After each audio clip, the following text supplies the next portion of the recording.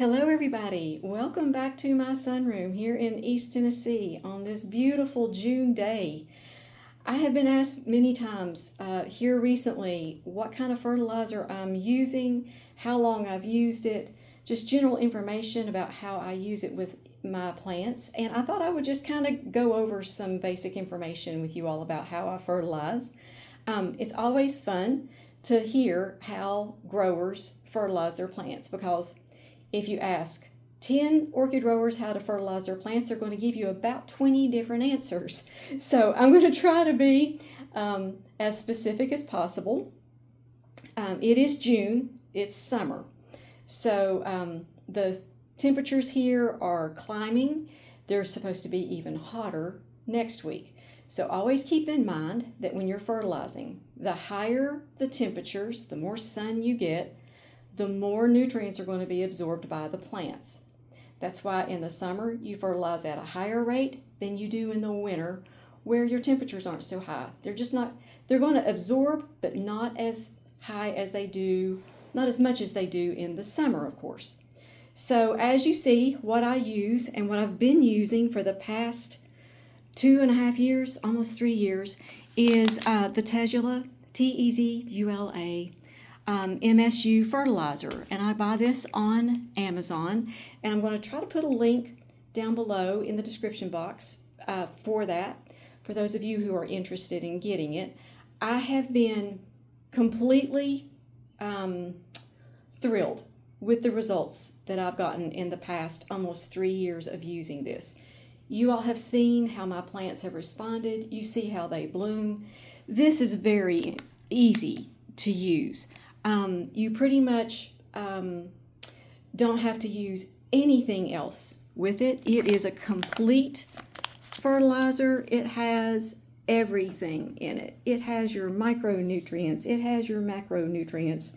It has your magnesium and calcium. It has everything. So that's what I have been using. This is a good product because I'm going to show you something.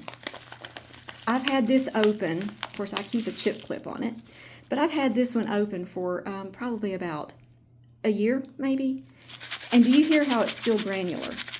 You know how sometimes you get a hold of a bag of fertilizer, and it just turns into one big clump on you after about, 3 or 4 months? This does not do that.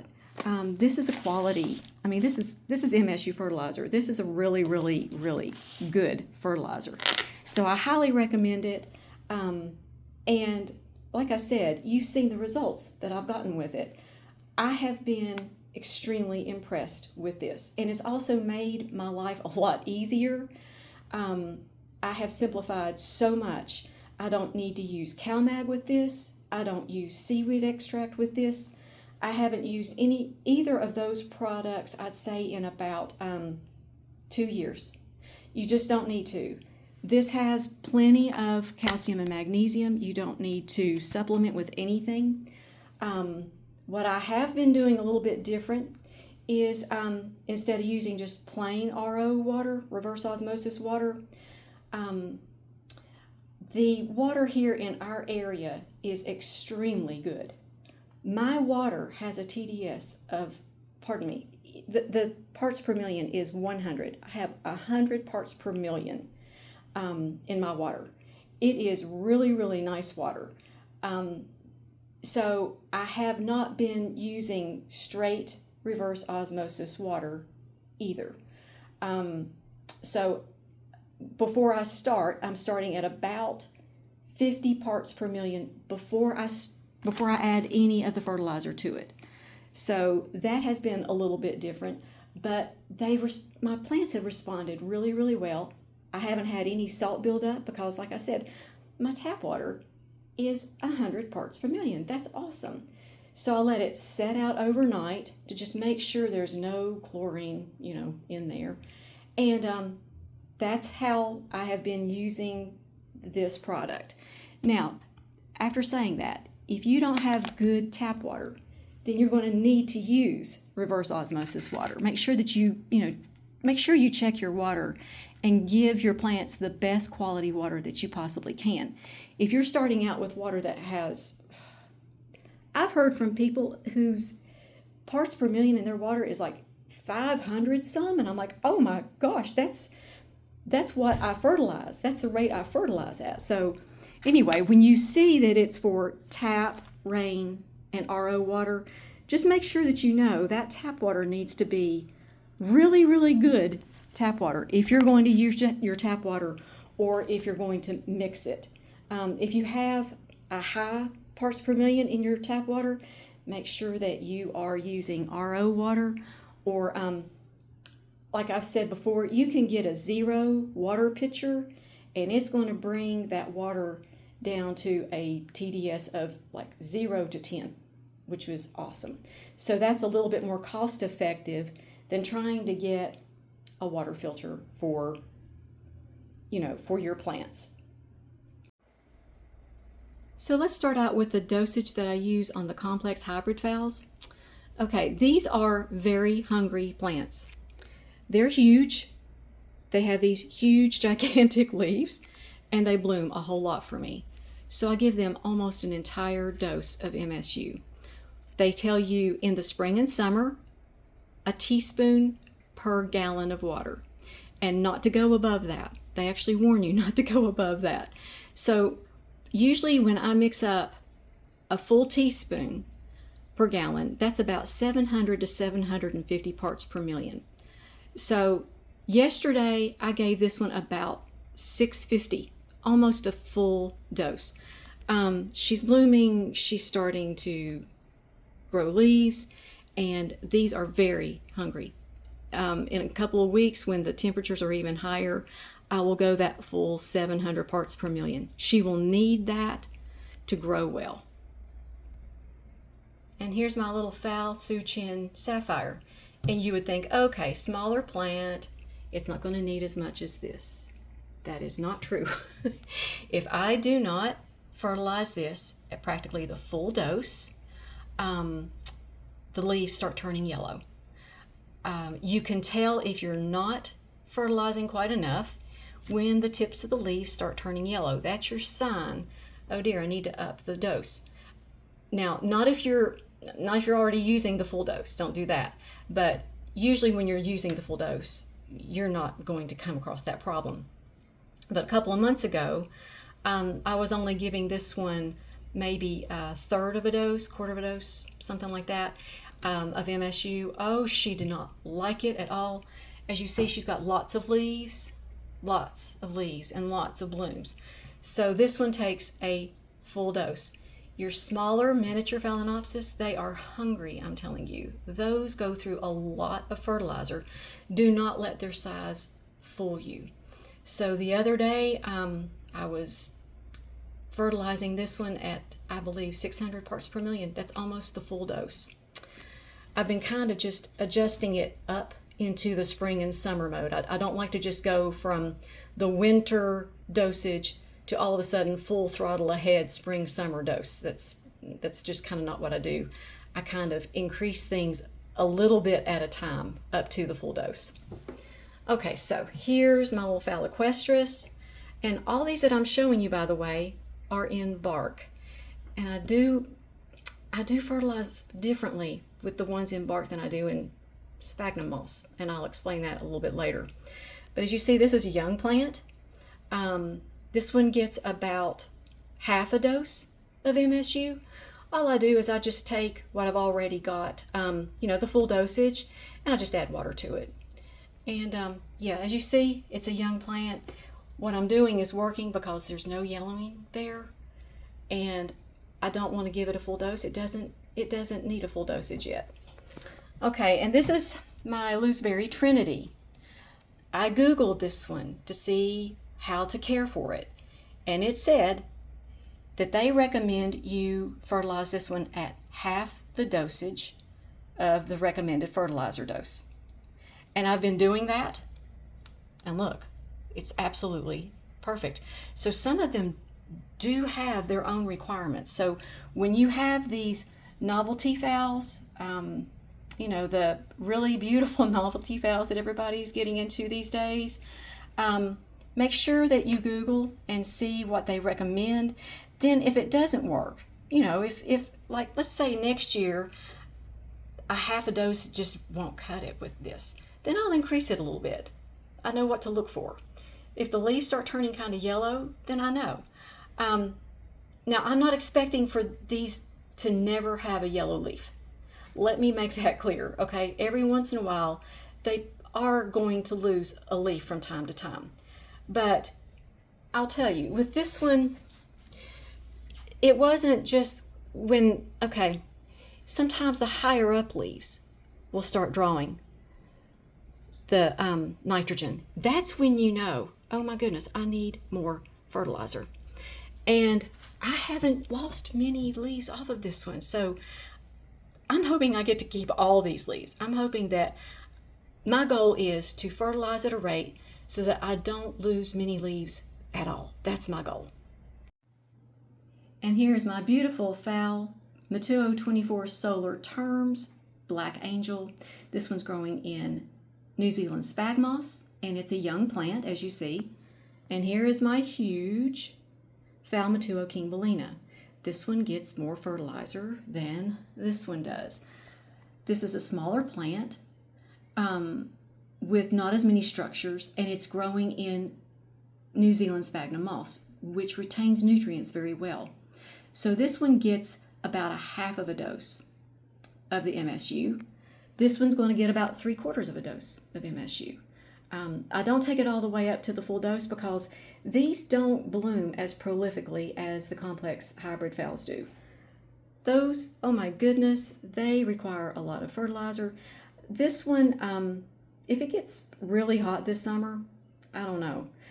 I believe that 3/4 of a dose on this one is absolutely fine. As you see, it's grown very, very well. So I don't like to use too high of a dose, but I like to use enough of a dose so that they will thrive. So I keep an eye on the leaves. These leaves are very, very healthy. They have got, I mean, I've used plenty of nutrients, and also this one is in bark.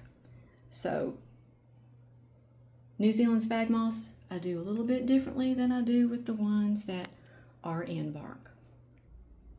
And on to the Cattleyas. The Cattleyas are growing in New Zealand spag moss. All of them are. So they get half a dose every time I water them. And I haven't seen any sign of deficiencies whatsoever. They are so, so healthy. This one, oh my goodness, when it bloomed out, look at the vibrant, vibrant colors. So I know that I'm using just the right amount of fertilizer. If you start seeing any deficiencies, you can always increase it slightly, but I have not. So the Cattleyas get half strength. And my large Vanda that I'm growing in water culture in this glass vase gets the full dose once a week, plus 2 or 3 times a week during the spring and summer. I'll put a little bit, like I'll get 200 or 300 parts per million, just like, you know, quarter strength, and pour it in there. It's doing great. As you see, these roots are going, and I just figure, you know, a little bit more fertilizer during the week is not going to hurt that one. So I'd say this one gets probably, all in all, it gets a 1 dose of 700 parts per million. That's the full dose. And then I do supplement it a few times a week. So it's getting a lot of fertilizer. Yeah. Vandas, they like the fertilizer, or your leaves are going to start turning yellow, which is not what you want to see happen. And during the summer, my Neophonetia falcata, it gets about, let me think, about a half a dose twice a week. Yeah. So that it actually takes a lot of fertilizer for this one. I almost lost this leaf right here because I wasn't doing it quite enough. So I increased the amount and it just greened right back up. Here's the thing, watch your plants closely. When they're pretty and green, they're happy with what you're doing. If you're not fertilizing enough, you're going to see it. You're going to start seeing signs of deficiency. You're going to see those leaves starting to turn yellow. So yeah, he looks happy now. So that's the right dosage for him for right now. And I'm just kind of spanning around to show you all the different ones that I have here.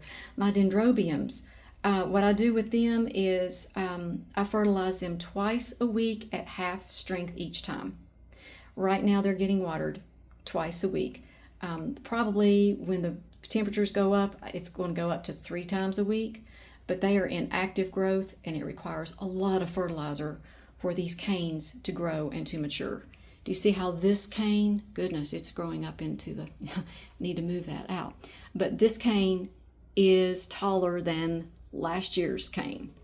Yay, that's what you want to see. Do you see how that's, boy, that feels like plastic. It's so, yes, wow, that's a strong growth. And my little Lepanthopsis astrophora, it is spiking again. Oh yay, I'm so excited. The one with the little purple stars. This one I'm a little bit more careful with.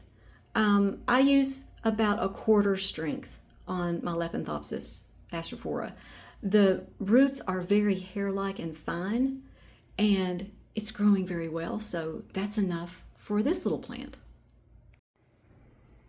And with my Tolumnias, I fertilize them differently according to what the age of the plant is, how large the plant is, how vigorous it is. This one is a young plant. I've had it less than a year. So this one gets 1/4 strength every other time that I water. And this one gets more like half strength every other time that I water. Again, I keep an eye on my plants. If I see that there's any yellowing of the leaves, I'll increase the amount, but I have found that that is a good amount for the Tolumnias. They're growing well, they're blooming well. I don't see any sign of deficiency, so that has worked really well for these. And also, while they're in active growing mode, which boy are they ever, these Thanksgiving cacti, they are doing very well. While they're actively growing, I use the MSU on them, probably about half strength. They don't really need any more than that, about twice a month. I think that if I fertilized any more than that, they'd probably grow so big that that's all I would have back here is just a jungle of Thanksgiving cacti. But they grow well with the MSU during the spring and summer. And another little thought, as you all know, I use supplemental LED lights around my plants, and I believe that the LED lights also help. They help them photosynthesize better, and I believe that also increases the nutrient uptake. So if you're using LED lights, that's going to work in your favor. And of course, you know, if you live in an area that's cooler than where I live, you're not going to use probably as much fertilizer as I am. It's not going to be absorbed as well. So that's something to consider. If you live in a warmer climate, some of these you may be thinking, well, I use more than that on my cattleyas. If you live in a warmer climate, you probably need to. So just keep in mind that everyone's environment is different. That's how I do things, and it works for me. The main thing is to keep an eye on your plants. When you keep an eye on your plants, they're going to tell you exactly what they need. And I want to thank you all so much for watching. Thank you for your comments and your always kind words. I appreciate you all so much. You all are my orchid family. And before I end the video, I'd love to say the blessing over you, your plants, and your families. May the Lord bless you and keep you, make his face shine upon you, and be gracious to you. May the Lord turn his face towards you and give you peace. You all make it a great day, and we'll talk to you next time.